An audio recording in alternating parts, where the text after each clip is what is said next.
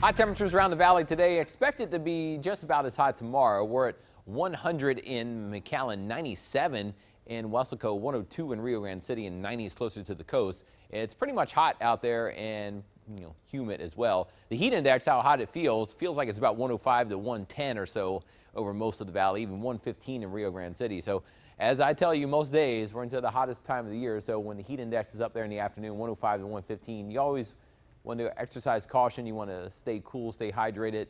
You tend to overheat on these hot days if you're out there working hard on these hot mid-afternoons in the summer. But wind is back again today. There's a pretty good breeze to help cool you off a little bit. The gusts right now still around 35 miles per hour in some areas.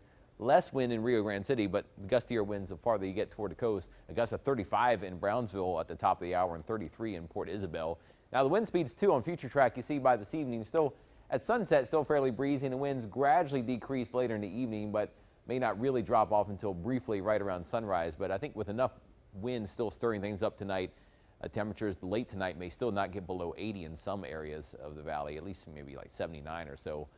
Not too cool. And then tomorrow, still a little bit breezy, maybe not quite as much as today, but if we do keep the breezes down a bit, we might see the sea breeze try to spark 1 or 2 showers tomorrow, but don't get excited about the rain. I think very little, if any, rain will fall. This evening, we're looking for dry weather, still kind of breezy at 7 p.m. in the low 90s and falling through the 80s as the evening goes on, with still a light breeze around most of the evening.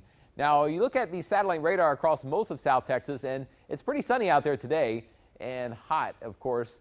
Showers and a couple storms over the mountains of Mexico, but none of this able to come off the mountains to come our way. So, you might see a few high clouds in the distance near sunset, but that's about it for any cloud cover, it looks like, this afternoon. Tomorrow, though, the moisture is increasing a little bit more, and that may spark a small, as I mentioned before, emphasis on the small shower chance. For most of you, probably nothing. But you see here Wednesday on Future Track, maybe a few clouds at sunrise, but pretty much a quiet day. But occasionally a little blip of green shows up. There might be 1 or 2 small brief showers forming somewhere in the valley or nearby during the afternoon or midday hours, but very little, if any, rain. I think most areas will be dry and still partly to mostly sunny. By Thursday, we'll still mainly just sunny again, hot and breezy. Temperatures back up there, upper 90s and near 100 or so in some areas, and a mainly sunny day. And even Friday looks about the same as well. So rain chances 10% tomorrow, and that might even be, rounding up to 10%.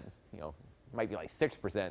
Rounding up to 10. It's not looking that good. Small brief shower possible, but then dry weather Thursday and Friday. Tonight down to 81 late tonight with mostly clear skies. If the breeze holds up enough, that keeps temperatures in the low 80s. If it does drop off more, maybe like 78 or 79 in some areas. Back up to 99 tomorrow, breezy and hot, maybe a few more puffy clouds and a very small chance for a shower. And the first 7-day forecast, hot and dry mainly continues through the weekend with highs around 100 on Thursday, 99 Friday and Saturday, lows in the upper 70s to near 80. And the weekend is looking dry and mostly sunny with temperatures still just about as hot. By next week, we may drag down temperatures a couple more degrees or so.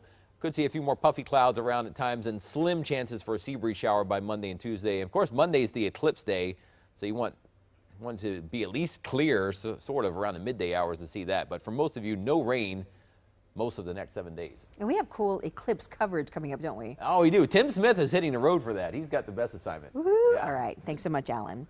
Well, we